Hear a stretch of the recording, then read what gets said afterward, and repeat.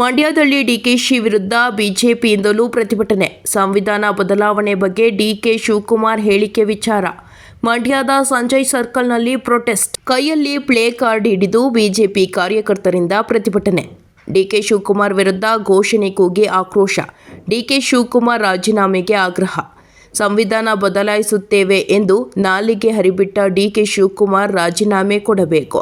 ಸಂವಿಧಾನ ಬದಲಾಯಿಸುವವರು ಇದ್ದಾರೆ, ಎಚ್ಚರಿಕೆ ಎಂದು ಪ್ಲೇ ಕಾರ್ಡ್. ಬಿಜೆಪಿ ಜಿಲ್ಲಾಧ್ಯಕ್ಷ ಡಾಕ್ಟರ್ ಇಂದ್ರೇಶ್ ನೇತೃತ್ವದಲ್ಲಿ ಪ್ರತಿಭಟನೆ. ವರದಿ ಗಿರೀಶ್, NKS TV4 ಮಂಡ್ಯ. ಆಧಾರಿತವಾಗಿ ಒಂದು ಮೀಸಲಾತಿಯನ್ನು ತರ್ತೀವಿ ಅಂತ ಹೇಳೋದ್ರ ಮುಖಾಂತರ ಅವರಿಗೆ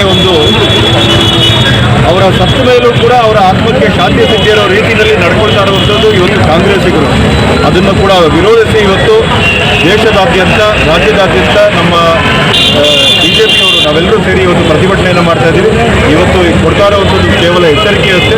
ಮುಂದಿನ ದಿವಸಗಳಲ್ಲಿ ಅವ್ರನ್ನ ಬೀದಿಗೆ ಎಳೆದು ಜನರ ಮುಂದೆ ಪರೇಡ್ ಮಾಡುವಂಥ ಕೆಲಸವನ್ನು ಬಿಜೆಪಿಗರು ಮಾಡ್ತೀವಿ ಅಂತ ಈ ಒಂದು ಸಂದರ್ಭದಲ್ಲಿ ನಾವು ಹೇಳ್ತೀವಿ. ಅದರಲ್ಲೂ ವಿಶೇಷವಾಗಿ ನಮ್ಮ ಈ ಭಾಗದ ನಾಯಕರುಗಳು ಅಂತೇಳಿ ಇವತ್ತು ಒಂದು ಅಧಿಕಾರವನ್ನು ಹಿಡಿದಿದ್ದಾರೆ. ಇವತ್ತು ಯಾರಿಂದ ಅಧಿಕಾರವನ್ನು ಹಿಡಿದಿದೆ ಅನ್ನುವಂಥ ಸಂಪೂರ್ಣವಾಗಿ ಮರೆತು, ಅದರಲ್ಲೂ ವಿಶೇಷವಾಗಿ ಅವರಿಗೆ ಹೆಚ್ಚಿನ ಶಕ್ತಿ ತುಂಬಿದಂಥ ಈ ಮಂಡ್ಯ ಜನರನ್ನು ಛತ್ರಿಗಳು ಅಂತ ಹೇಳೋದ್ರ ಮುಖಾಂತರ ಅವರ ಒಂದು ಕೀಳು ಮನೋಭಾವ, ಅವರ ಒಂದು ಭಾಷೆ, ಅವರ ಒಂದು ನಡವಳಿಕೆ ಯಾವ ರೀತಿ ಇದೆ ಅಂತೇಳಿ, ಅವರ ಮನಸ್ಥಿತಿ ಯಾವ ರೀತಿ ಇದೆ ಅಂತೇಳಿ ಇವತ್ತು ಮಾನ್ಯ ಉಪಮುಖ್ಯಮಂತ್ರಿಗಳಾದ ಡಿಕೆ ಶಿವಕುಮಾರ್ ಅವರು ತೋರಿಸ್ಕೊಟ್ಟಿದ್ದಾರೆ. ಇದರ ಜೊತೆಗೆ ನಾವು ದಲಿತರನ್ನು ಸಂರಕ್ಷಣೆ ಮಾಡ್ತೀವಿ ಅಂತೇಳಿ ಇವತ್ತು ಯರಮಾರ್ ಅವರ ವಿರುದ್ಧ ಪ್ರತಿಭಟನೆಯನ್ನು ಮಾಡಬೇಕು. ನಿಮ್ಗೇನಾದ್ರು ನಿಜವಾಗ್ಲೂ ಸಂವಿಧಾನದ ಮೇಲೆ ಗೌರವ ಇದ್ದರೆ, ಅಂಬೇಡ್ಕರ್ ಅವ್ರ ಮೇಲೆ ಏನಾದ್ರು ಗೌರವ ಇದ್ದರೆ, ನಿಜವಾಗ್ಲೂ ನಿಮ್ಗೇನಾದ್ರು ದಲಿತರ ಮೇಲೆ ಕಾಳಜಿ ಇದ್ದರೆ ದಯಮಾಡಿ ದಲಿತ ಸಂಘಟನೆಗಳೆಲ್ಲರೂ ಕೂಡ ಬಂದು ಇವತ್ತು ಬೀದಿಗಿಳಿಬೇಕು. ಇವತ್ತೇನು ಹೇಳಿಕೆ ಕೊಟ್ಟಿದ್ದಾರೋ ಅದು ನಿಜಕ್ಕೂ ಕೂಡ ನಾವೆಲ್ಲ ಖಂಡಿಸ್ತೇವೆ.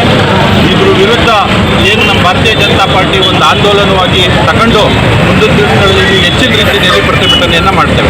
ಭಾರತೀಯ ಜನತಾ ಪಾರ್ಟಿ ಮಂಡ್ಯ ಜಿಲ್ಲೆಯ ವತಿಯಿಂದ ಏನು ಉಪಮುಖ್ಯಮಂತ್ರಿಗಳಾದಂಥ ಡಿಕೆ ಶಿವಕುಮಾರ್ ಅವರು ಕೊಟ್ಟಿರೋಂಥ ಹೇಳಿಕೆ, ಸಂವಿಧಾನವನ್ನು ಬದಲಾಯಿಸ್ತೀವಿ ಅಂತ ಏನೇನು ಹೇಳಿಕೆ ಕೊಟ್ಟಿದ್ದಾರೋ, ಧರ್ಮ ಆಧಾರಿತ ವಿಷಯವಾಗಿ ಏನು ಮೀಸಲಾತಿಗಳನ್ನ ಕೊಟ್ಟಿದ್ದಾರೋ ಅದರ ವಿರುದ್ಧ, ಮತ್ತು ಏನು ನಮ್ಮ 18 BJP ಶಾಸಕರನ್ನ ಅಮಾನತುಗೊಳಿಸಿದಾರೋ ಅದರ ವಿರುದ್ಧ, ಮತ್ತು ದಲಿತರಿಗೆ ಮಾಡ್ತಾ ಇರೋ ಮೋಸದ ವಿರುದ್ಧ, ಈ 3 ವಿಷಯಗಳ